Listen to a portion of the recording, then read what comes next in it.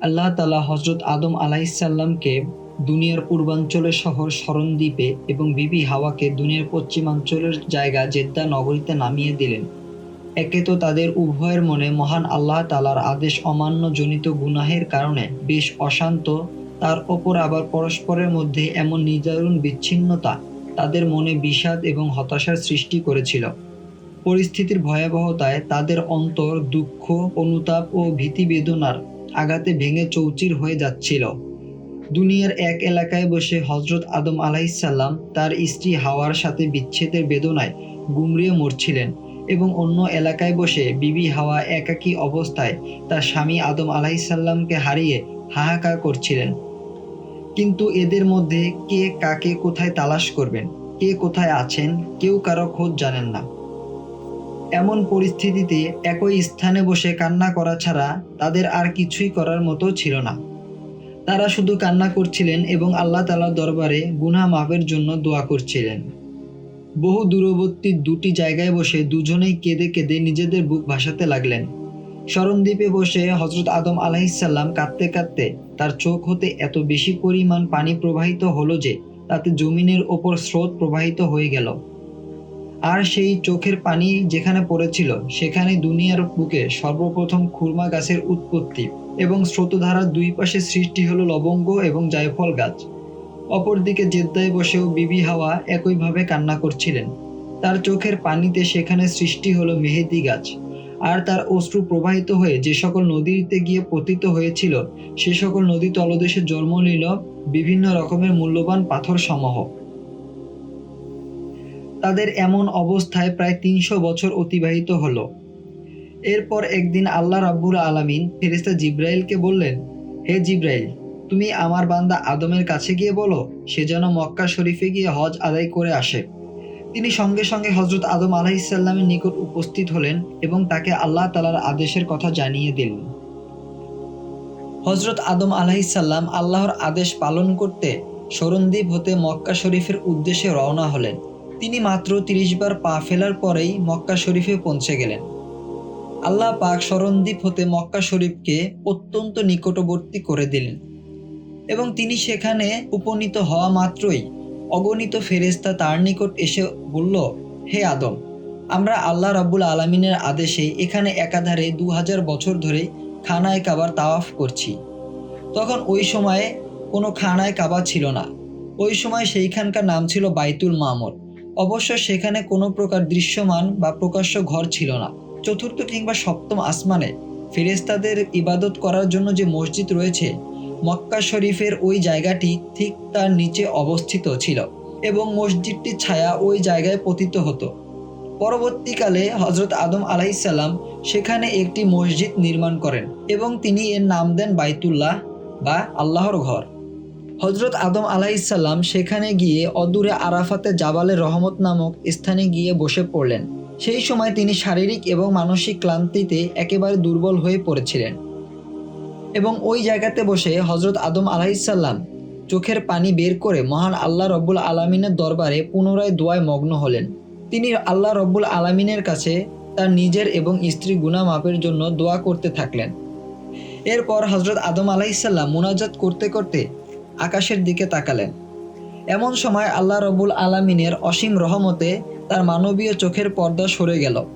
হযরত আদম আলাইহিসসালামের চোখের সামনে আল্লাহ তাআলার পবিত্র আরশে মুআল্লার অপূর্ব দৃশ্য দৃশ্যমান হলো এবং তিনি সেখানে আল্লাহ তাআলার কালেমা লা ইলাহা ইল্লাল্লাহু মুহাম্মাদুর রাসূলুল্লাহ এই লেখাটি দেখতে পেলেন এবং এটি দেখা মাত্রই তার দীর্ঘদিন পূর্বের স্মৃতি ভেসে উঠল। তিনি জন্ম লাভের পর আরশে মুআল্লায় আল্লাহ তাআলার পবিত্র কালেমাটি দেখেছিলেন এবং তিনি আল্লাহ তাআলার নামের সঙ্গে মুহাম্মদ নামটি কার আল্লাহ তাআলাকে জিজ্ঞেস করতেই মহান আল্লাহ তাআলা তাকে বলেছিলেন, এ হচ্ছে তোমার বংশধরদের মধ্যে এমন এক ব্যক্তি এবং মানবকুলের মধ্যে সর্বশ্রেষ্ঠ এবং আমার সবচেয়ে প্রিয় ব্যক্তি। তখন আল্লাহ তাআলা বলেন, হে আদম, তুমি যদি জীবনে কোনো অপরাধ করে ফেলো তখন উক্ত ব্যক্তির উসিলায় আমি তোমার সেই অপরাধ ক্ষমা করে দেব। হযরত আদম আলাইহিসসালামের এই কথাটি স্মরণ হওয়া মাত্রই তিনি সাথে সাথে মহানবী সাল্লাল্লাহু আলাইহি ওয়াসাল্লামের উসিলা দিয়ে আল্লাহ তাআলার নিকট অত্যন্ত করুণা সহকারে দোয়া করলেন। হজরত মুহাম্মদ সাল্লাল্লাহু আলাইহি ওয়াসাল্লামের উসিলা দেয়ায় আল্লাহ রাব্বুল আলামিনের দরদের সাগর উতলিয়ে উঠল। তিনি সঙ্গে সঙ্গে হজরত আদম আলাইহিস সালামের দোয়া কবুল করলেন এবং তার সকল প্রকার গুনাহ মাফ করে দিলেন। সাথে তার স্ত্রী বিবি হাওয়ারও গুনাহ মাফ করে দিলেন এবং তিনি ফেরেশতা জিবরাইল আলাইহিস সালামের মাধ্যমে তাকে এই সংবাদটি জানিয়ে দিলেন। ফেরেশতা জিবরাইল আলাইহিস সালাম হজরত আদম আলাইহিস সালামের নিকট অতি দ্রুত উপস্থিত হয়ে তাকে বললেন, আল্লাহ রব্বুল আলামিন আপনার দোয়া কবুল করে আপনাকে মাফ করে দিয়েছেন, সাথে আপনার স্ত্রী হাওয়ারও গুনাহ খাতা মাফ করে দেওয়া হয়েছে। তবে আপনারা যদি বেহেশতে বসেই এমনভাবে দোয়া করতেন তাহলে আর আপনাদের দুনিয়ায় আসতে হতো না। তখনই সাথে সাথে আপনাদের গুনাহ মাফ হয়ে যেত এবং আপনারা বেহেশতে থাকতে পারতেন। তখন হজরত আদম আলাইহিস সালাম বললেন, ভাই জিবরাইল, আমি এতদিন বিস্মৃতির দ্বারা এমনভাবে আচ্ছন্ন হয়ে পড়েছিলাম যে আল্লাহ তাআলার এই কথাটি আমার স্মরণে ছিল না। আজ দীর্ঘদিন পর মহান আল্লাহ রাব্বুল আলামিনের পবিত্র আরশে মুআল্লায় আল্লাহ তাআলার রহমতে আমার চোখের সামনে কালেমাটি ভেসে ওঠার ফলেই আমি উক্ত নামের উসিলা দিয়ে আল্লাহ রাব্বুল আলামিনের কাছে দোয়া করতে পারলাম। ফেরেশতা জিবরাইল আলাইহিস সালামের সাথে যখন আদম আলাইহিস সালামের কথোপকথন চলছিল তখন হযরত আদম আলাইহিস সালামের দৃষ্টি সামনের দিকে পড়ে গেল। তিনি দেখতে পেলেন জেদ্দার দিক হতে বিবি হাওয়া ধীরে ধীরে তার দিকেই এগিয়ে আসছেন। তিনি দূর থেকে বিবি হাওয়াকে দেখতে পেয়ে সেখানে আর বসে থাকতে পারলেন না। তিনি দ্রুত উঠে গিয়ে আগমনরত বিবি হাওয়াকে জড়িয়ে ধরে আকুলভাবে কাঁদতে লাগলেন। বিবি হাওয়াও সুদীর্ঘকাল পরে তার হারানো স্বামীকে ফিরে পেয়ে এক অবোধ শিশুর মতো ফুঁপিয়ে ফুঁপিয়ে কাঁদতে লাগলো। এমনভাবে সুদীর্ঘ ৩০০ বছর পর তাদের মিলন হলো।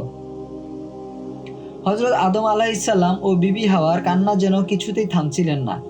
তাদের এই কান্না দেখছিলেন জমিনের অসংখ্য ফেরেশতা। তারাও তাদের কান্না দেখে আর স্থির থাকতে পারেননি। তারাও হযরত আদম আলাইহিস সালাম ও বিবি হাওয়ার পূর্ণ মিলনের দিনে তাদের খুশির কান্নায় শরীক হয়েছিলেন। আল্লাহ রব্বুল আলামিন যখন বিবি হাওয়ার সাথে আদম আলাইহিস সালামের মিলন ঘটিয়ে দিলেন এবং তাদের দোয়া কবুল করে তাদেরকে মাফ করে দিলেন, তখন ছিল সুবহে সাদিকের সময়। হযরত আদম আলাইহিস সালাম আল্লাহর দরবারে শুকরিয়া আদায় করার জন্য কৃতজ্ঞতা স্বরূপ তার দরবারে 2টি সিজদা করলেন। পরবর্তীতে ওই 2টি সিজদায় হযরত আদম আলাইহিস সালামের জন্য ফজরের 2 রাকাত নামাজে পরিণত হলো। এর পূর্বে হযরত আদম আলাইহিস সালামের ওপর কোনো প্রকার নামাজের হুকুম ছিল না। হযরত আদম আলাইহিস সালাম যখন সিজদা থেকে মাথা উঠালেন তখন তিনি দেখতে পেলেন পূর্ব দিক থেকে সূর্যের আত্মপ্রকাশ ঘটছে এবং তার অপূর্ব আলোকে সমস্ত পৃথিবী আলোক উজ্জ্বল হয়ে উঠছে। এরপর দিনের বেলায় ফেরেশতা জিবরাইল আলাইহিস সালাম হযরত আদম আলাইহিস সালামকে কিভাবে হজ করতে হয় সেটা রীতিনীতি শিখিয়ে দিলেন এবং তিনি সাথে সাথেই সেখানে হজ আদায় করলেন। হজ আদায়ের পরে আল্লাহ তাআলা ফেরেশতা জিবরাইল আলাইহিস সালামকে আবার বললেন, তুমি আদমকে নিয়ে আম্মান প্রান্তরে যাও এবং সেখানে গিয়ে তুমি তোমার ডানা দ্বারা আদমের পিঠে স্পর্শ করো। তাতে রোজ কিয়ামত পর্যন্ত দুনিয়ার বুকে তার যত বংশধর জন্মগ্রহণ করবে তারা সকলেই তার সামনে আত্মপ্রকাশ ঘটবে। তুমি আদমকে তাদের দেখিয়ে পরিচয় করিয়ে দাও। আল্লাহ রব্বুল আলামিনের আদেশ মোতাবেক ফেরেশতা জিবরাইল আলাইহিস সালাম হযরত আদম আলাইহিস সালামকে নিয়ে আম্মানের বিশাল প্রান্তরে চলে গেলেন এবং সেখানে গিয়ে তিনি তার পৃষ্ঠদেশে নিজের পাখা দ্বারা স্পর্শ করলেন এবং আল্লাহ রব্বুল আলামিনের অসীম কুদরতে হযরত আদম আলাইহিস সালামের ভবিষ্যৎ বংশধরগণ সকলেই তার সামনে আত্মপ্রকাশ করল এবং তাদের সংখ্যা এতই অধিক ছিল যে সারা দুনিয়ার প্রশস্ত জমিনও তাদেরকে জায়গা দিতে পারছিল না। হযরত আদম আলাইহিস সালাম এটি দেখার পরে ফেরেশতা জিবরাইল আলাইহিস সালামকে বললেন, ভাই এরা কারা? তখন জিবরাইল আলাইহিস সালাম বলেন, এরা সকলেই আপনার বংশধর, পৃথিবীতে এদের আবির্ভাব ঘটবে। তা শুনে হযরত আদম আলাইহিস সালাম ফেরেশতা জিবরাইলকে আবার জিজ্ঞেস করলেন, আমার এই বংশধরগণ যদি পৃথিবীতে আগমন করে তবে জমিন তো তাদেরকে জায়গা দিতে সক্ষম হবে না, এরা থাকবে কোথায় তাহলে?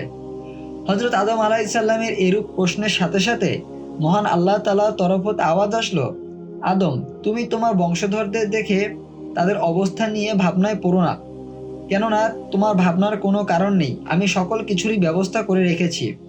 আমি দুনিয়াতে এদের সকলকে একসঙ্গে পাঠাবো না। এদের কেউ আসবে পৃথিবীতে, কেউ থাকবে তার মাতৃগর্ভে, কেউ থাকবে তার পিতার পৃষ্ঠদেশে, আবার কেউ থাকবে কবরের ভিতরে। তাই জমিনে এদেরকে নিয়ে কোনো প্রকারের অসুবিধার সৃষ্টি হবে না। তখন হযরত আদম আলাইহিসসালাম আবার বললেন, ইয়া মাবুদ, তাদের মধ্যে কি কোনো প্রকারের বৈষম্য থাকবে? তখন আল্লাহ তাআলা বললেন, হ্যাঁ, বৈষম্য অবশ্যই থাকবে। তখন আদম আলাইহিসসালাম আবার বললেন, যদি বৈষম্য থাকে তাহলে তো পৃথিবীতে সবসময় অশান্তি হবে। আপনি তাদেরকে বৈষম্যহীন করে দিন, তাহলে পৃথিবীতে কোনো প্রকার অশান্তি সৃষ্টি হবে না। তখন আল্লাহ তাআলা বলল, আদম, তুমি জেনে রাখো, মানবজাতির সৃষ্টির মূলে আমার একটি উদ্দেশ্য নিহিত রয়েছে। আমি উদ্দেশ্যহীনভাবে তোমার বংশধরকে পৃথিবীতে পাঠাবো না। আমি এদের কাউকে আমার নিয়ামত দিয়ে পাঠাবো এবং কাউকে আমি নিয়ামতহীন করে পাঠাবো। আমি যাদেরকে নিয়ামত দিয়ে পাঠাবো তারা যদি আমার শুকর আদায় করে, এবং যাদেরকে আমি নিয়ামতহীন করে পাঠাবো তারা যদি আমার ওপর ধৈর্য ধারণ করে, তবে উভয় শ্রেণীকে আমি পরকালে উত্তম ফল দান করব। আর তারা যদি এর বিপরীত কাজ করে তাহলে পরকালে তাদেরকে আমি অত্যন্ত কঠিন শাস্তি দান করব। আমি এই কারণে তাদের মধ্যে বৈষম্য সৃষ্টি করেছি। আল্লাহ তাআলার কথা শুনে হযরত আদম আলাইহিসসালাম আর কিছুই বললেন না।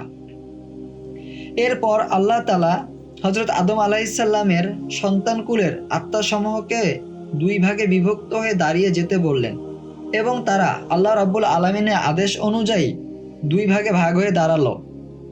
যারা ডান পাশের কাতারে দাঁড়ালো তারা ছিল আম্বিয়া, আউলিয়া ও মুমিনদের আত্মা, আর বাম পাশে যারা দাঁড়ালো তারা ছিল কাফের মুশরিকদের আত্মা। সকলে আল্লাহ তাআলার হুকুমে দাঁড়ানোর পরে আল্লাহ তাআলা তাদেরকে জিজ্ঞেস করলেন, আমি কি তোমাদের প্রতিপালক নই? তখন সকল আত্মাই এই প্রশ্নের জবাবে একসঙ্গে বলে উঠল, হ্যাঁ, আপনি আমাদের প্রতিপালক। এরপর আল্লাহ তাআলা আবার বললেন, তাহলে তোমরা আমাকে সিজদা করো। তখন ডান পাশের এবং বাম পাশের কিছু আত্মা সাথে সাথেই সেই আদেশ পালন করলো, এবং কিছু তা পালন না করে দাঁড়িয়ে থাকলো। এরপর আল্লাহ তাআলা আবার তাদেরকে সিজদা করতে নির্দেশ দিলেন। ডান পাশের আগে যারা সিজদা করেছিল, আল্লাহ তাআলার আদেশে তারা আবারও সিজদা করলো, এবং যারা পূর্বে সিজদা করেনি তারাও এবার সিজদা করলো। আর বাম পাশে যারা পূর্বে সিজদা করেছিল তারা এবার দাঁড়িয়ে থাকলো, এবং বাম পাশে যারা এর পূর্বে সিজদা করেনি তারা এবারও দাঁড়িয়ে থাকলো। হযরত আদম আলাইহিসসালাম এই দৃশ্য দেখে কিছুই বুঝতে পারলেন না। তখন আল্লাহ রাব্বুল আলামিন তাকে বললেন, তোমার ডান পাশে যারা আমাকে দুটি সিজদা করেছিল তারা হবে নবী রাসূল, এবং ডান পাশে যারা প্রথম সিজদা করেনি এবং দ্বিতীয়তে সিজদা করেছিল তারা হবে আমার মুমিন বান্দা। আর বাম পাশে যারা প্রথমে সিজদা করেছিল তারা প্রথম জীবনে ঈমান ধরে রাখতে পারলেও মৃত্যুর সময় তারা ঈমান হারা হয়ে মারা যাবে। আর বাম পাশে যারা প্রথম এবং দ্বিতীয় দুটি সিজদাই করেনি তারা হবে কাফের মুশরিক, এবং তাদের স্থান হবে চিরস্থায়ী জাহান্নাম। তখন আল্লাহ তাআলা সকল আত্মাকেই বললেন, তোমরা আজকের এই ঘটনাটি লিখে রাখো। তখন সকল আত্মাই আল্লাহ তাআলার আদেশ অনুযায়ী সেই কাজটি করলো। তখন আল্লাহ রাব্বুল আলামিন একটি ফেরেশতাকে বললেন, তুমি আদমের বংশধরগণের এই সমস্ত লেখা সংগ্রহ করে তোমার নিজের মুখের ভিতর রেখে দাও। উক্ত ফেরেশতা আল্লাহ তাআলার আদেশ অনুযায়ী আল্লাহ তাআলার হুকুম পালন করলো, এবং সাথে সাথে উক্ত ফেরেশতাটি একটি কৃষ্ণ বর্ণের পাথরে পরিণত হলো। ওই দিন হতেই ওই পাথরখানা হাজরুল আসওয়াদ বা কৃষ্ণ পাথর নামে আখ্যায়িত হয়ে আসছে। আম্মানের প্রান্তরে কাজ শেষে হযরত আদম আলাইহিসসালাম বিবি হাওয়াকে নিয়ে শরণদ্বীপে গমন করলেন। হযরত আদম আলাইহিসসালাম ও বিবি হাওয়া পৃথিবীতে এসেছে প্রায় 300 বছর হয়ে গেছে, কিন্তু এই সুদীর্ঘকালে তাদের একটি দিনের জন্য খানাপিনার প্রয়োজন হয়নি। কিন্তু আল্লাহ তাআলা তাদেরকে আরও বেশি কিছুদিন দুনিয়াতে বাঁচিয়ে রাখবেন এবং তাদের মাধ্যমে পৃথিবীতে বংশবিস্তার ঘটাবেন। কাজেই তাদের ভরণ পোষণের ব্যবস্থা করার জন্য আল্লাহ তাআলা একদিন ফেরেশতা জিবরাইল আলাইহিসসালামকে ডেকে বললেন, হে জিবরাইল, তুমি 7 খণ্ড লোহা নিয়ে পৃথিবীতে আদমের কাছে গমন করো এবং তাকে গিয়ে কর্মকারের কাজ শিখিয়ে দাও, যেন সে লোহা দ্বারা বিভিন্ন অস্ত্রসমূহ তৈরি করতে পারে। আল্লাহ তাআলার আদেশ অনুযায়ী ফেরেশতা জিবরাইল আলাইহিসসালাম পৃথিবীতে অবতরণ করে হযরত আদম আলাইহিসসালামের বাসস্থান শরণদ্বীপে গিয়ে উপস্থিত হলেন। তিনি এসে হযরত আদম আলাইহিসসালামকে সেই লোহাগুলো দিলেন লোহা দ্বারা হাতিয়ার, অস্ত্র এবং অন্যান্য প্রয়োজনীয় সামগ্রী বানাতে গিয়ে সর্বপ্রথম দেখা দিল আগুনের প্রয়োজন, কেননা আগুনের উত্তাপ ব্যতীত লোহাকে বিগলিত করা সম্ভব নয়। সুতরাং ফেরেশতা জিবরাইল আলাইহিসসালাম আবার আল্লাহ তাআলার দরবারে ফিরে গিয়ে আগুনের জন্য আরজ করলেন। তখন আল্লাহ তাআলা বললেন, দোজখের ফেরেশতা মালাকের নিকটে গিয়ে বলো, দোজখ হতে কিছু পরিমাণ আগুন যেন তোমাকে দেয়। হযরত জিবরাইল আলাইহিসসালাম আল্লাহ তাআলার আদেশ পালন করে দোজখ হতে আগুন নিয়ে জমিনের ওপর রাখলেন। কিন্তু জাহান্নামের আগুনের তেজ এতই বেশি ছিল যে সেটি জমিন ভেদ করে আবার থাকার জায়গা জাহান্নামে চলে গেল। এরপর ফেরেশতা জিবরাইল আলাইহিসসালাম আল্লাহ তাআলার নিকট এই ঘটনা বর্ণনা করলেন এবং তা শুনে আল্লাহ তাআলা বললেন, জিবরাইল, তুমি ওই আগুনকে সমুদ্রের পানি দিয়ে উত্তম রূপে ধোও এবং তারপর তা দুনিয়ায় আদমের নিকট নিয়ে যাও। ফেরেশতা জিবরাইল আলাইহিসসালাম সেই রকম কাজ করলেন এবং এতে আগুনের তেজ কিছু পরিমাণ কমল এবং এর রঙও পরিবর্তন হলো। কিন্তু তারপরও আগুনের তেজ এতই বেশি রয়ে গেল যে হযরত আদম আলাইহিসসালাম দুনিয়ায় রাখতে পারলেন না, তা দুনিয়া থেকে বের হয়ে চলে গেল। এবং এরপর ফেরেশতা জিবরাইল আলাইহিসসালাম আল্লাহ পাকের নিকট সেই ঘটনা বক্ত করায় আল্লাহ পাক তখন বললেন, জিবরাইল, তুমি গিয়ে আদমকে শিখিয়ে দাও সে যেন এক খণ্ড পাথরের সাথে অন্য আরেক খণ্ড পাথরের ঘর্ষণ করে এবং তার ফলে আগুন জ্বলে উঠবে এবং সে যেন এর মাধ্যমে আগুন জ্বালিয়ে নেয় এবং সেই আগুন দ্বারা তার দুনিয়ায় থাকার প্রয়োজনীয় সামগ্রী তৈরি করে। ফেরেশতা জিবরাইল আলাইহিসসালাম হযরত আদম আলাইহিসসালামকে এমনভাবেই আগুনের ব্যবস্থা করে দিলেন। হযরত আদম আলাইহিসসালাম লোহার প্রয়োজনীয় দ্রব্যাদি তৈরি করার পর আল্লাহ তাআলার নির্দেশে ফেরেশতা জিবরাইল আলাইহিসসালাম হযরত আদম আলাইহিসসালামকে 2টি গরু এবং 1 মুষ্টি গম দান করলেন এবং এসে বললেন, হে আদম, বেহেশতে থাকতে যেমন বিনা পরিশ্রমে এবং অনায়াসে খাদ্য পেয়েছেন, পৃথিবীতে তদ্রূপ পাবেন না, বরং এখানে আপনাকে পরিশ্রম করে খাদ্য উপার্জন করে খেতে হবে। সুতরাং আপনি এ 2টি গরু দ্বারা ভালো করে জমি চাষ করে তাতে এ গমগুলো বপন করবেন এবং তাতে যে ফসল হবে তা দ্বারা আপনি আপনার ক্ষুধা নিবারণ করবেন। হযরত আদম আলাইহিসসালাম ফেরেশতা জিবরাইল আলাইহিসসালামের পরামর্শ অনুযায়ী গরু জোড়া দিয়ে হাল চাষ শুরু করলেন। কিন্তু 2টি গরুর মধ্যে একটি গরু অত্যন্ত দুষ্টুমি আরম্ভ করে দিল। সে সোজাভাবে না চলে বাঁকাভাবে চলতে লাগলো। তাতে হযরত আদম আলাইহিসসালাম বিরক্ত হয়ে গরুর পিঠে লাঠি দ্বারা সজোরে আঘাত করলেন এবং তাতে গরুটি বলে উঠল, হে আদম, তুমি আমাকে এরূপ করে আঘাত কেন করলে? হযরত আদম আলাইহিসসালাম বললেন, তুমি এমনভাবে এঁকে বেঁকে কেন চলছ? তখন গরুটি জবাব দিল, কিন্তু নিজেও তো তুমি বেহেশতে বসে আল্লাহ তাআলার হুকুম না মেনে বাকামি করেছিলে, তোমার কি সে কথা মনে নেই?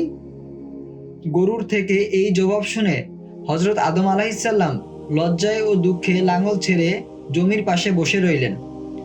তখন ফেরেশতা জিবরাইল আলাইহিসসালাম তার নিকট হাজির হয়ে তাকে জিজ্ঞেস করলেন, আপনি জমি চাষ করা বন্ধ করে কেন এখানে বসে আছেন?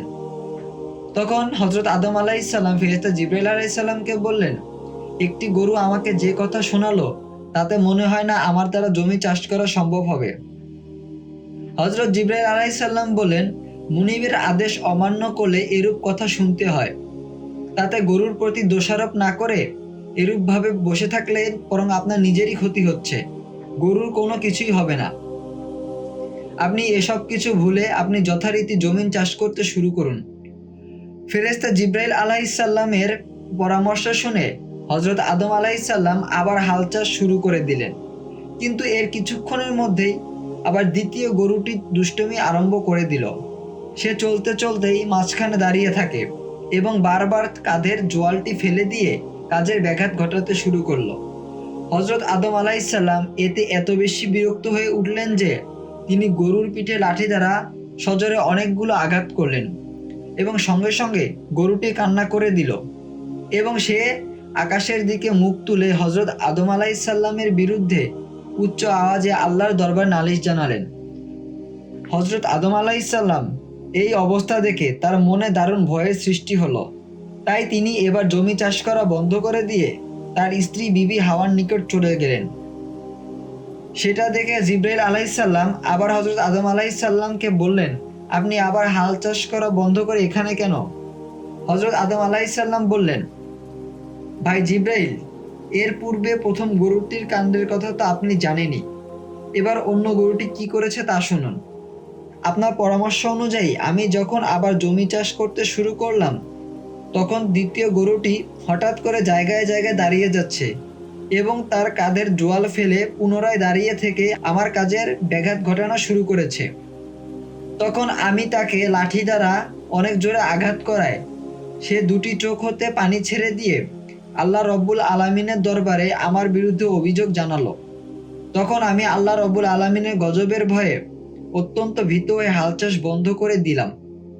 হযরত আদম আলাইহিসসালামের কাছ থেকে এই বিবরণী শুনে ফেরেশতা জিবরাইল আলাইহিসসালাম আল্লাহর দরবারে উপস্থিত হলেন এবং বিনয়ের সাথে হযরত আদম আলাইহিসসালামের সাথে কি ঘটনা ঘটেছে তা আল্লাহ রাব্বুল আলামিনকে জানিয়ে দিলেন। তখন আল্লাহ রাব্বুল আলামিন বলেন, হ্যাঁ জিবরাইল, আমি সকল ঘটনাই জানি এবং দেখেছি। তুমি আমার বান্দা আদমের কাছে গিয়ে তাকে আমার সালাম জানিয়ে বলো, আজ হতে গরুর জবান বন্ধ করে দেয়া হলো, আর ন্যায়সঙ্গতভাবে গরুকে শাসন করলে কোনো রকম অপরাধ বলে গণ্য হবে না। সে যেন আবার হাল চাষ শুরু করে, কেননা তার মাধ্যমেই তার এবং তার স্ত্রীর ভরণ পোষণের ব্যবস্থা তাকেই করতে হবে। তুমি আমার এই কথা আদমকে উত্তম রূপে বুঝিয়ে বলো। এরপর ফেরেশতা জিবরাইল আলাইহিসসালাম আল্লাহ তাআলার দরবার হতে বিদায় নিয়ে হযরত আদম আলাইহিসসালামের কাছে চলে আসলেন এবং তাকে আল্লাহ তাআলার কথাসমূহ জানিয়ে দিলেন। এতে হযরত আদম আলাইহিসসালামের মনের ভার কেটে গেল এবং তিনি হাল চাষ করতে শুরু করলেন। তিনি জমিনে গম বপন করার সাথে সাথেই অঙ্কুর গজালো, গাছ বড় হলো এবং গাছের ছড়া বের হলো, শস্য ফললো, শস্যের সাথে সাথে পেকেও গেল। এসবই ছিল মহান আল্লাহ তাআলার অসীম কুদরত। এরপর ফেরেশতা জিবরাইল আলাইহিসসালাম হযরত আদম আলাইহিসসালামকে জমিন থেকে কিভাবে গম সংগ্রহ করতে হয় তা শিখিয়ে দিলেন। এরপর ফেরেশতা জিবরাইল আলাইহিসসালাম দুখণ্ড পাথর নিয়ে এসে তা থেকে কিভাবে জাতা তৈরি করতে হয় তাও শিখিয়ে দিলেন এবং জাতা থেকে কিভাবে গম বের করে তার দ্বারা রুটি তৈরি করতে হয় তাও শিখিয়ে দিলেন। হযরত আদম আলাইহিসসালাম ও বিবি হাওয়ার এই সমস্ত কাজ করতে করতে তখন প্রায় সূর্যাস্তের সময় এসে গিয়েছিল। সূর্য তখন অস্ত যাওয়া সামান্য বাকি। হযরত আদম আলাইহিসসালাম ও বিবি হাওয়া দীর্ঘকাল পর্যন্ত ক্ষুধার্ত থাকার কারণে তাদের সামনে খাদ্যবস্তু দেখতে পেয়ে তাদের সুপ্ত ক্ষুধার তাড়না হঠাৎ জাগ্রত হয়ে প্রবল আকার ধারণ করলো। তাদের আর এক মুহূর্ত দেরি সইতে ইচ্ছে করলো না, সুতরাং দুজনে রুটি হাতে নিয়ে মুখে দিলেন। ঠিক ওই মুহূর্তে ফেরেশতা জিবরাইল আলাইহিসসালাম হাজির হয়ে বললেন, আপনারা একটু ধৈর্য ধরুন, সূর্য অস্ত যাচ্ছে প্রায়। অস্ত যাওয়ার পরে দুজনেই ইফতারের নিয়ত করে যদি আহার করেন তবে আপনারা এই সুদীর্ঘ ৩০০ বছর পর্যন্ত রোজা রাখার সওয়াব পাবেন। দুনিয়ার আবহাওয়া ও পরিশ্রমজনিত কারণে আপনাদের সুন্দর চেহারা এবং ঔজ্জ্বল্য গায়ের রং হারিয়ে কালো হয়ে গিয়েছে এবং এই রোজার বরকতে এই কালো বর্ণ দূর হয়ে আপনাদের বেহেশতি ঔজ্জ্বল্য আবার ফিরে আসবে। এরপর ফেরেশতা জিবরাইল আলাইহিসসালামের কথা মতো তারা উভয়ই রুটি রেখে দিলেন এবং সূর্যাস্তের পর ইফতারের নিয়ত করে পরম তৃপ্তি সহকারে তা খেলেন। এরপর হযরত আদম আলাইহিসসালাম লক্ষ্য করলেন সত্যি তাদের চেহারা এবং শরীরের রং অনেকটা পরিবর্তন হয়েছে। ফেরেশতা জিবরাইলের কথাবার্তা উপলব্ধি করে তারা পরবর্তী 2টি দিনও রোজা রাখলেন। ফলে তাদের উভয়ের চেহারা পরিবর্তন হয়ে সম্পূর্ণরূপে ঔজ্জ্বল্য বেহেশতি রূপ ধারণ করল। হযরত আদম আলাইহিসসালাম এবং বিবি হাওয়ার এমনভাবেই দিন কাটতে লাগলো এবং এর কিছুকাল পরে বিবি হাওয়া অন্তঃসত্ত্বা হলেন এবং যথাসময়ে তার গর্ভ হতে হযরত আদম আলাইহিসসালামের প্রথম সন্তানদ্বয় তথা একটি ছেলে ও একটি কন্যা সন্তান ভূমিষ্ঠ হলো। হযরত আদম আলাইহিসসালাম তার ছেলের নাম রাখলেন কাবিল এবং কন্যাটির নাম রাখলেন আকলিমা এবং এই আকলিমাকে আল্লাহ তাআলা অনেক রূপ এবং সৌন্দর্য দান করেছিলেন। এরপর বিবি হাওয়া আবার যথাসময়ে গর্ভধারণ করলেন এবং তাতেও ঠিক পূর্বের মতো একটি ছেলে ও একটি কন্যা সন্তানের জন্ম হলো এবং তিনি এইবার ছেলেটির নাম রাখলেন হাবিল এবং মেয়েটির নাম রাখলেন গাজা। গাজা নামক কন্যাটি আকলিমার মতো অতটা সুন্দরী ছিল না, বরং তার তুলনায় একটু একটু অসুন্দর ছিল। হযরত আদম আলাইহিসসালামের এই সন্তান চারটি ক্রমে ক্রমে বড় হতে লাগলো এবং যথাসময়ে তারা বিবাহ উপযুক্ত হলো। এরপর একদিন আল্লাহ রব্বুল আলামিনের আদেশে ফেরেশতা জিবরাইল আলাইহিসসালাম হযরত আদম আলাইহিসসালামের নিকট উপস্থিত হয়ে বললেন, আপনার সন্তানগণের বিবাহের উপযুক্ত বয়স হয়েছে, অতএব আপনি একটি জোড়া ছেলের সাথে অন্য জোড়ার মেয়ের বিবাহ ঘটিয়ে দিন। কিন্তু সাবধান, একই জোড়ার পুত্র এবং কন্যার ভিতরে যেন বিবাহ না হয়। ফেরেশতা জিবরাইল আলাইহিসসালামের এই কথা শুনে হযরত আদম আলাইহিসসালাম তার পুত্র কাবিল এবং হাবিলকে ডেকে বললেন, আল্লাহ পাকের তরফ হতে নির্দেশ এসেছে তোমাদের বিবাহ দেওয়ার। এখন আমি তোমাদেরকে বিবাহ পড়িয়ে দেব। আল্লাহ পাকের নির্দেশ আছে, একই জোড়ার ভাই বোনেরা পরস্পর বিবাহে অন্তর্ভুক্ত হতে পারবে না। সুতরাং কাবিল বিবাহ করবে গাজাকে এবং হাবিল বিবাহ করবে আকলিমাকে। পিতার এই কথা শুনে হাবিল নীরব রইল, কিন্তু কাবিল সঙ্গে সঙ্গে প্রতিবাদ করে উঠে বলল, না, তা হতে পারে না। আকলিমা অনেক সুন্দর এবং সুশ্রী, তাকে আমি বিবাহ করব। তার প্রতি আমার দাবিও অনেক, যেহেতু সে আমার জোড়ারই বোন। হাবিলও তার জোড়ার বোনকে বিবাহ করুক। আল্লাহ তাআলা মায়ের পেট হতে তো জোড়া মিলিয়ে দিয়েছেন, তাই আমাদেরকেও তা রক্ষা করা উচিত। পিতা, তুমি কি কারণে আল্লাহর নির্ধারিত জোড়াকে ভেঙে রদবদল করতে চাও তা আমি বুঝতে পারছি না। আমার মনে হচ্ছে তুমি হাবিলকে একটু বেশি ভালোবাসো, তাই তুমি সুন্দরী আকলিমাকে তার সাথে বিবাহ দেবে। হযরত আদম আলাইহিসসালাম বললেন, দেখো পুত্র, তুমি যাই বলো না কেন, এটা আল্লাহ রাব্বুল আলামিনের আদেশ এবং আমাকে তাই করতে হবে। একবার তার হুকুম অমান্য করে বেহেশত হতে আমি এই দুনিয়ায় এসেছি এবং সুদীর্ঘকাল কান্নাকাটি করার পর তিনি আমাকে মাফ করেছেন। আমি পুনরায় যদি তার আদেশ অমান্য করি তবে আবার কোন বিপদ আসবে তা বলতে পারি না। সুতরাং তুমি আমার কোনো রকম অবাধ্য হইও না। কিন্তু কাবিল হযরত আদম আলাইহিসসালামের কথায় কোনো প্রকার পাত্তা না দিয়ে সে তার জেদ ধরে রাখল এবং হযরত আদম আলাইহিসসালামও সেই দিকে কোনো প্রকার ভ্রুক্ষেপ না করে আল্লাহ তাআলার নির্দেশ মোতাবেক হাবিলের সাথে আকলিমার বিবাহ পড়িয়ে দিলেন। বিবাহ হয়ে যাওয়ার পর কাবিল হাবিলের শত্রু হয়ে দাঁড়ালো। একদিন হাবিলকে বলল, তুমি যদি নিজের ভালো চাও তবে আকলিমাকে পরিত্যাগ করো, আমি তাকে বিবাহ করব। হাবিল জবাব দিল, আমি কি কারণে আকলিমাকে পরিত্যাগ করব? পিতা আল্লাহ তাআলার আদেশ মতোই দিয়েছেন, সুতরাং এখন যদি এটা অমান্য করি তাহলে আল্লাহ তাআলার আদেশ অমান্য করার মতো মহা গুনাহগার হব। হাবিলের এই কথা শুনে কাবিল রাগ হয়ে তার সাথে খুবই দুর্ব্যবহার করলো এবং বিশেষভাবে তাকে ভয় প্রদর্শন করলো। এবং এই ঘটনার কথা হযরত আদম আলাইহিসসালামের কানে চলে গেলেন। তিনি খুবই চিন্তিত হয়ে পড়লেন এবং কাবিলের এরূপ আচরণের জন্য একদিন তিনি তার পুত্রদেরকে ডেকে বললেন, দেখো আমার পুত্রদ্বয়, আমি আল্লাহর তরফ হতে যেরূপ আদেশ এসেছে আমি তাই করেছি। আমি নিজের মন থেকে কিছুই করিনি, বা আমি হাবিলকে বেশি ভালোবাসি এমন কোনো কারণেও নয়। আল্লাহ তাআলার আদেশ যা এসেছে আমি তাই করেছি। অতএব তোমাদের উচিত আল্লাহ রাব্বুল আলামিনের আদেশ মেনে নেওয়া। যদি তোমরা না করো তাহলে মহা বিপদে পড়বে, আর যদি তোমরা আল্লাহ রাব্বুল আলামিনের আদেশ পালন করো তাহলে তিনি তোমাদেরকে উত্তম ফল দান করবেন। কিন্তু কাবিল কিছুতেই সম্মত হলো না। তখন হযরত আদম আলাইহিসসালাম বললেন, তবে তোমরা যেহেতু অসম্মত, যদি আল্লাহ তাআলা যদি এরূপ চান যে তোমাদের বিবাহ আমি ভেঙে দেই, তবে তোমরা এক কাজ করো, তোমরা দুজনেই কুরবানি করে যাচাই করে দেখো। আল্লাহ তাআলা যার কুরবানি কবুল করবেন তার নিকটেই আমি আকলিমাকে দিয়ে দেব।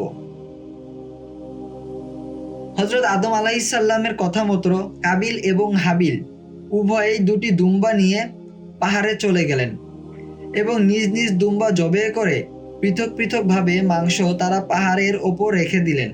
কিছুক্ষণের মধ্যেই আল্লাহ রব্বুল আলামিনের কুদরতে পাহাড়ের দিকে ধূমাহীন সাদা বর্ণের একটি আগুন হাবিলের কুরবানিকৃত মাংসকে জ্বালিয়ে দিয়ে গেল এবং এই দৃশ্য দেখে হাবিল অত্যন্ত সন্তুষ্ট হলো এবং আনন্দিত হয়ে মহান আল্লাহ রব্বুল আলামিনের দরবারে শুকরিয়া জ্ঞাপন করলেন।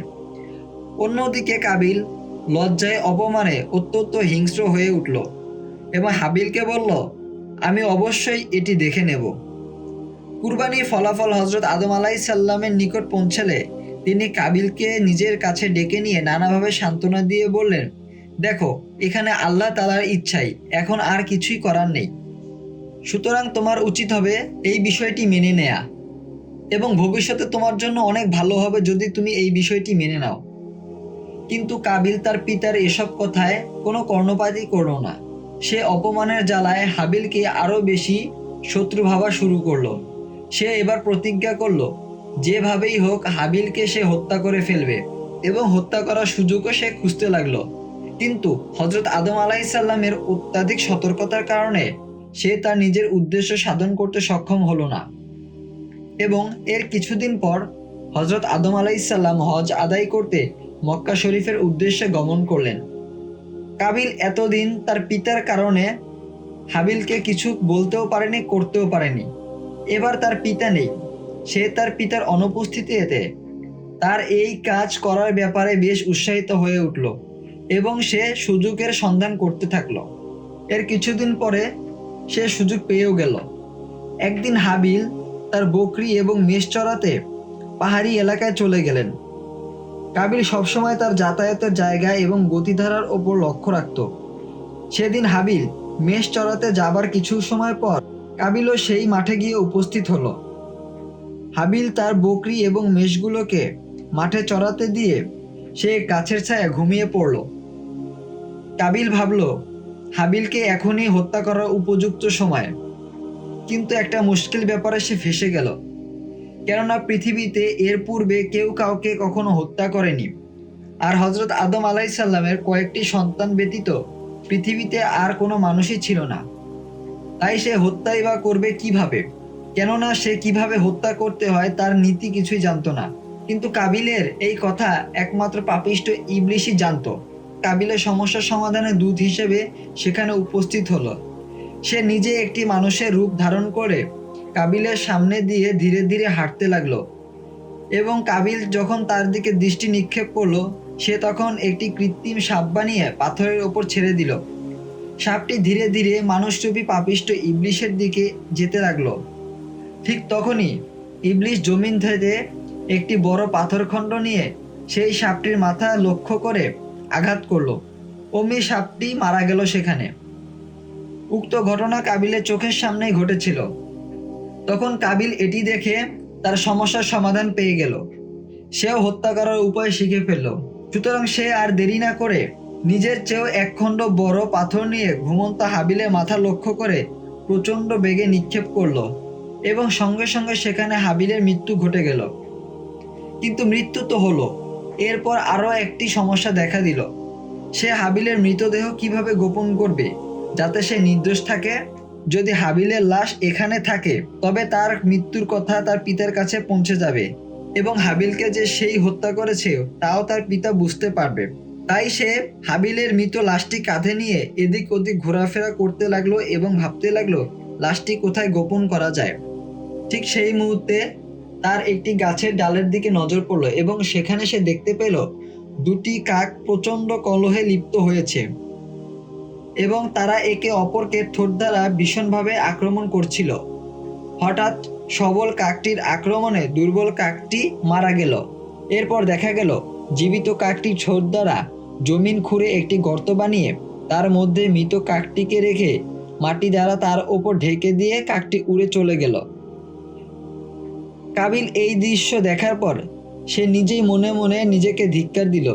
সে বলল, একটি ক্ষুদ্র কাকের যে বুদ্ধি রয়েছে তা আমার মাথাতেও নেই। তবে সে যাই হোক, কাকের থেকে শিক্ষা লাভ করে সে জমিনের বুকে একটি কবর খনন করে তার ভাই হাবিলের লাশ দাফন করে নিশ্চিত মনে ঘরে ফেরার জন্য রওনা হলো। কিন্তু সঙ্গে সঙ্গে আল্লাহ রব্বুল আলামিন জমিনকে নির্দেশ করলেন, হে জমিন, তুমি কাবিলের দেহ তার পা পর্যন্ত গ্রাস করে ফেলো, আর তাকে নড়াচড়া করতে দিও না, কেননা সে ভাই হত্যা পাপে পাপী। জমিন সাথে সাথে আল্লাহ রব্বুল আলামিনের আদেশ পালন করলেন। হতভাগ্য কাবিল আর তার পা জমিন থেকে টেনে তুলতে পারছিল না, এবং এটা যে আল্লাহ তাআলার শাস্তি সেটা তার বুঝতে বাকি রইল না, এবং সে অত্যন্ত কাকুতি মিনতি করে মহান আল্লাহ তাআলার দরবারে দোয়া করছিল, সে বলল, হে মাবুদ, পাপিষ্ঠ ইবলিস গুনাহ করে তোমার দরবার হতে বিতাড়িত হয়েছিল, কিন্তু তুমি তো জমিনকে সেইভাবে পা ধরে রাখার নির্দেশ দেওনি। আমার অপরাধ কি ইবলিসের চেয়েও বড় হয়ে গেল নাকি, যে জমিন আমার পা দুটি গ্রাস করলো? তখন আল্লাহ রব্বুল আলামিনের পক্ষ হতে আওয়াজ আসলো, ওরে পাপিষ্ঠ, সে যত বড় গুনাহ করুক না কেন, সে নিজের হাতে নিজের ভাইকে তো হত্যা করেনি। তখন কাবিল আবার বলল, হে মাবুদ, আমার পিতাও তো বেহেশতে থাকাকালীন সময় আপনার হুকুম অমান্য করে বড় গুনাহ করেছিল। আপনিও তো তাকে শাস্তি দিয়েছেন বটে, কিন্তু তাকে তো জমিনকে এমনভাবে গ্রাস করে নেয়ার কথা বলেননি। তখন আল্লাহ রব্বুল আলামিনের তরফ হতে আবার আওয়াজ আসলো, ও হে নিষ্ঠুর, তোমার পিতা আমার আদেশ অমান্য করে অন্যায় করেছিল নিজের প্রতি, কিন্তু তুমি এমন এক অপরাধ করেছ, এবং যে অপরাধের দ্বারা বিনষ্ট হয়েছে অন্যের হক। তুমি অন্যের প্রতি অবিচার করেছ, অত্যাচার করেছ, সুতরাং তোমার অপরাধ সবচেয়ে বড়। এবং আল্লাহ তাআলার সাথে কথা বলতে বলতে জমিন কাবিলের দেহ বুক পর্যন্ত গ্রাস করে নিল। তখন কাবিল ভয়ে দিশেহারা হয়ে ব্যাকুলভাবে আল্লাহ রব্বুল আলামিনের দরবারে মিনতি জানালেন। সে বলল, হে দয়াময় প্রভু, আমি না বুঝে ইবলিসের প্রতারণায় ভাই হত্যার মতো মহা অপরাধ করে ফেলেছি।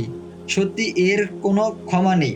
তবে তুমি তো দয়ার আধার, পরম ক্ষমাশীল। তুমি সবকিছুই ক্ষমা করে দিতে পারো। আমি পিতার নিকট শুনেছি তুমি তার গুনাহটি তোমার প্রিয় হাবিব হযরত মুহাম্মদ সাল্লাল্লাহু আলাইহি ওয়াসাল্লামের উসিলায় তাকে মাফ করে দিয়েছ। আমিও তার কসম জানিয়ে তোমার কাছে ক্ষমা চাচ্ছি। এরপর মহান আল্লাহ রব্বুল আলামিন তার প্রিয় হাবিব হযরত মুহাম্মদ সাল্লাল্লাহু আলাইহি ওয়াসাল্লামের সম্মান এবং ইজ্জত রক্ষার জন্য জমিনকে বলল, হে জমিন, তুমি কাবিলকে ছেড়ে দাও। কাবিল এবার মুক্তি লাভ করে ঘরে যাওয়ার নিয়ত করল, কিন্তু সেই সময়ই তার সামনে আল্লাহ তাআলার নির্দেশে একটি ফেরেশতা বিকট এক মূর্তি ধারণ করে তার সামনে দাঁড়িয়ে গেল এবং তাকে একটি মারাত্মক অস্ত্র দ্বারা প্রচণ্ডভাবে আঘাত করল। তাতে তার প্রাণ সাথে সাথে বেরিয়ে গেল, কিন্তু আল্লাহ পাক তাকে আবার জীবিত করে দিলেন। উক্ত ফেরেশতা আবার কাবিলকে আঘাত করল এবং এই আঘাতে তার মৃত্যু হলো, কিন্তু আল্লাহ তাআলা আবার তাকে জিন্দা করে দিলেন। ঠিক একইভাবে তা অনেকবার আল্লাহ তাআলা তাকে মৃত থেকে জীবিত করতে লাগলেন এবং আল্লাহ তাআলা এইভাবে শাস্তি দিতে দিতেই শেষ পর্যন্ত তার মৃত্যু ঘটিয়ে দিল। সে আর জীবিত থাকলো না। হযরত আদম আলাইহিস সালাম হজ আদায় শেষ করে শরণদ্বীপে ফিরে এসে হাবিলের সন্ধান না পেয়ে তার অন্য সন্তানদেরকে ডেকে হাবিলের কথা জিজ্ঞেস করলো। তারা বলল, এক সময় থেকে হঠাৎ করে তাকে আমরা দেখছি না, এবং সে কোথায় গিয়েছে, কি হয়েছে, আমরা বহু খোঁজাখুঁজি করেও আজ পর্যন্ত তার খোঁজ পাচ্ছি না। সাথে কাবিলেরও দেখা মিলছে না। তাদের কথা শুনে হযরত আদম আলাইহিস সালামের বুঝতে বাকি রইল না, হাবিল এবং কাবিলের দ্বন্দ্ব অত্যন্ত খারাপ পরিস্থিতিতে চলে গিয়েছে, এবং ওই দ্বন্দ্বের একমাত্র কারণ যে তার কুপুত্র কাবিলের অন্যায় জেদ, তা তার জানাই ছিল। সুতরাং কাবিল মারা যাওয়ায় হযরত আদম আলাইহিস সালামের মনে কোনো রকমের দুঃখ হলো না, কিন্তু হাবিল মারা যাওয়ায় তিনি শোকে শোকাতুল্য হয়ে উঠলেন। তিনি দুঃখ এবং চিন্তায় শোকের আঘাতে খাওয়া দাওয়া বন্ধ করে দিলেন এবং দিনরাত শুধু কেঁদে কেঁদে কাটাতে লাগলেন। এরপর এরূপ অবস্থায় একদিন ফেরেশতা জিবরাইল আলাইহিস সালাম হযরত আদম আলাইহিস সালামের নিকট এসে পুরো ঘটনা বর্ণনা করে তাকে সবকিছুই বললেন এবং হাবিলের লাশ কোথায় আছে সেটাও তাকে দেখিয়ে দিলেন। হযরত আদম আলাইহিস সালাম দ্রুত সেখানে উপস্থিত হয়ে হাবিলের লাশ উঠিয়ে দেখতে পেলেন তার মাথাটি একেবারে চূর্ণ বিচূর্ণ হয়ে গেছে এবং তার সর্বাঙ্গ এখনও রক্তে রঞ্জিত। এই অবস্থা দেখে তিনি একেবারে অস্থির হয়ে পড়লেন এবং কাঁদতে কাঁদতে হাবিলের লাশ নিজের বাড়িতে নিয়ে আসলেন। পুত্রের এমন অবস্থা দেখে তার মাতা বিবি হাওয়া কাঁদতে কাঁদতে জ্ঞান হারিয়ে ফেললেন। ফেরেশতা জিবরাইল আলাইহিস সালাম তখন হযরত আদম আলাইহিস সালাম এবং বিবি হাওয়াকে ধৈর্য ধারণ করার নির্দেশ দিলেন এবং হাবিলের লাশ আবার গোসল করিয়ে কাফন দাফন পরিয়ে জানাজা আদায় করে নিজের ঘরের প্রাঙ্গণে দাফন করার পরামর্শ দিলেন। হযরত আদম আলাইহিস সালাম ফেরেশতা জিবরাইল আলাইহিস সালামের কথা মতো তাই করলেন। ঠিক এমনভাবে দেখতে দেখতে হযরত আদম আলাইহিস সালামের বৃদ্ধকাল চলে এলো এবং আস্তে আস্তে তার মৃত্যুর সময় ঘনিয়ে আসতে লাগলো। হযরত আদম আলাইহিসসালামের মৃত্যুর পূর্ব পর্যন্ত তার কোনো সন্তানেরই মৃত্যু হয়নি, একমাত্র তার পুত্র হাবিল এবং কাবিল ব্যতীত। হাবিল এবং কাবিল ব্যতীত হযরত আদম আলাইহিসসালামের 361 জন সন্তান রয়েছে। এদের প্রত্যেকেই জোড়ায় জোড়ায় সৃষ্টি হলেও একমাত্র হযরত শীস আলাইহিসসালাম বেজোড়ায় সৃষ্টি হয়েছিলেন। যখন হযরত আদম আলাইহিসসালাম বৃদ্ধ বয়সে উপনীত হলেন, তখন তার বংশধরগণ একদিন তার নিকট উপস্থিত হয়ে বলল, ওহে পিতা, আপনি তো বার্ধক্যে উপনীত হয়েছেন, আপনি জীবিত থাকতেই আমাদের জন্য কিছু একটা রেখে দিয়ে যান, যাতে আমরা স্বাচ্ছন্দ্যে জীবন যাপন করতে পারি। বংশধরদের এই কথা শুনে হযরত আদম আলাইহিসসালাম আল্লাহ তাআলার দরবারে দোয়া করলেন। আল্লাহ তাআলা হযরত আদম আলাইহিসসালামের দোয়া শুনে ফেরেশতা জিবরাইলকে বললেন, তুমি বেহেশত হতে 2 মুষ্টি স্বর্ণ এবং রূপা নিয়ে আদমকে দিয়ে আসো। ফেরেশতা জিবরাইল আলাইহিসসালাম আল্লাহ পাকের আদেশ অনুযায়ী তাই করলেন। হযরত আদম আলাইহিসসালাম মাত্র 2 মুষ্টি স্বর্ণ এবং রূপা দেখে বলতে লাগলেন, তাতে কি তাদের প্রয়োজন মিটবে? ফেরেশতা জিবরাইল আলাইহিসসালাম বলেন, আল্লাহ পাক আদেশ করেছেন, আপনি এই স্বর্ণ এবং রৌপ্যটুকু আপনি পাহাড়ের ওপর নিক্ষেপ করুন এবং তাদেরকে বলুন, তারা যেন ওই পাহাড় হতে কিছু পরিমাণ স্বর্ণ রৌপ্য নিয়ে ব্যবসা বাণিজ্য করে এবং তাতে যে মুনাফা হবে তার দ্বারা তারা স্বাচ্ছন্দ্যে জীবনযাপন করতে পারবেন এবং ওই রৌপ্য কোনোদিনও শেষ হবে না। যখনই তাদের প্রয়োজন হবে তখনই যেন তারা প্রয়োজন মতো স্বর্ণ এবং রৌপ্য পাহাড় থেকে নিয়ে আসে। হযরত আদম আলাইহিসসালাম বাস্তবিকভাবেই ওই স্বর্ণ এবং রৌপ্য একটি পাহাড়ে নিক্ষেপ করে তার পুত্রদেরকে তা বলে দিলেন এবং তার পুত্রগণ হযরত আদম আলাইহিসসালামের নির্দেশে ওই পাহাড় থেকে স্বর্ণ এবং রূপা এনে ব্যবসা বাণিজ্য করে সুখ শান্তিতে বসবাস করতে লাগলেন। হযরত আদম আলাইহিসসালামের বয়স যখন 1000 বছর উপনীত হলো, তখন তিনি রোগাক্রান্ত হয়ে পড়লেন এবং ধীরে ধীরে অত্যন্ত দুর্বল হতে লাগলেন। হঠাৎ তার মনে বেহেশতি মেওয়া এবং ফলমূলের কথা মনে পড়ে গেল। তিনি ওই ধরনের মেওয়া খাওয়ার জন্য তার মন খুবই আনচান করতে লাগলো। তখন তিনি তার পুত্রদেরকে ডেকে বললেন, তোমরা আমার জন্য মেওয়া ফল নিয়ে আসো। তখন তার পুত্রগণ শুধু শীস আলাইহিসসালাম বাদে সবাই মেওয়া ফল খুঁজতে পৃথিবীর বিভিন্ন দিকে গমন করলেন। একমাত্র শীস আলাইহিসসালামই হযরত আদম আলাইহিসসালামের পাশে বসে তার সেবা শুশ্রূষা করতে লাগলেন। বহুদিন হয়ে গেল, কিন্তু তার সন্তানেরা তার জন্য মেওয়া ফল নিয়ে আসলো না। তখন হযরত আদম আলাইহিসসালাম শীস আলাইহিসসালামকে বললেন, তুমি ওই পাহাড়ে উঠে আল্লাহর দরবারে আমার জন্য মেওয়া ফলের দোয়া করো। তখন শীস আলাইহিসসালাম বললেন, আপনি হচ্ছেন আল্লাহ তাআলার সবচেয়ে প্রিয় একজন বান্দা। আল্লাহ তাআলা নিজ হাতে আপনাকে সৃষ্টি করেছেন। আপনি আল্লাহ রব্বুল আলামিনের কাছে দোয়া করুন, তিনি যেন আপনাকে মেওয়া ফল খাওয়ার সুযোগ দেন। হযরত আদম আলাইহিসসালাম তখন শীস আলাইহিসসালামকে বললেন, হে পুত্র, তুমি অবশ্যই শুনেছ আমি বেহেশতে থাকাকালীন সময় আল্লাহ তাআলার আদেশ না মেনে গন্ধম খেয়ে গুনাহগার হয়েছি। সেই ব্যাপারে আমি খুবই লজ্জিত। এখন আমি কেমন করে আল্লাহর নিকটে কিছু চাইতে পারি?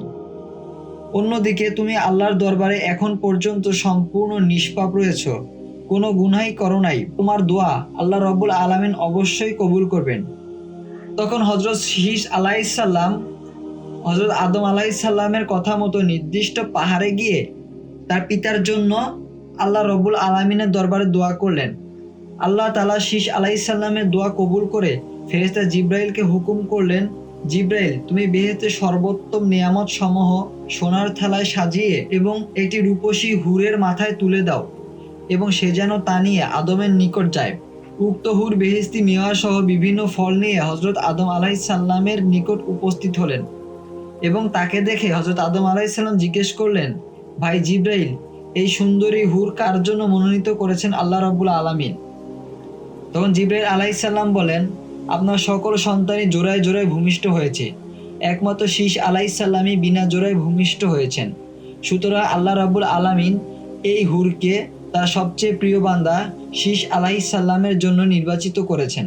ফেরেশতা জিবরাইলের এই কথা শুনে হযরত আদম আলাইহিসসালামের মন ভরে গেল। তিনি পরম খুশিতে বেহেশতি হুরের সাথে তার পুত্র শীসের বিবাহ পড়িয়ে দিলেন। এরপর তিনি তার জন্য প্রেরিত মেয়াসমূহ মনের খুশিতে ভক্ষণ করলেন এবং খাবারের পর আরও যে অবশিষ্ট মেয়া ছিল তার দ্বারা শীষ আলাইসাল্লাম এবং ওই হুরের বিবাহ অনুষ্ঠান সম্পন্ন করলেন। হজরত আদম আলাইসাল্লামের যে সকল সমবেত সন্তান সন্তনি ওই বেহেশতি মেয়াসমূহ খেয়েছিলেন তার ওই সন্তান সন্তনিগণ অত্যন্ত নেককার এবং আলেম হয়েছিলেন। এর কিছুদিন পর হজরত আদম আলাইসাল্লামের শরীর ক্রমশই অত্যন্ত দুর্বল হয়ে আসছিল। তিনি তার জীবনের শেষ সময় উপস্থিত হয়েছেন সেটা তিনি বুঝতে পেরেছিলেন। তখন তিনি তার সন্তানদেরকে ডেকে সকলকে উদ্দেশ্য করে বললেন, আমি যথাসম্ভব খুবই শীঘ্রই তোমাদের নিকট হতে চিরবিদায় গ্রহণ করব। অতএব তোমাদের সকলের প্রতি আমার শেষ নসিহত হলো এই যে তোমরা সকলেই পরস্পরের সাথে সুসম্পর্ক বজায় রেখে চলবে, একে অপরের সাথে ঝগড়া বিবাদে জড়াবে না।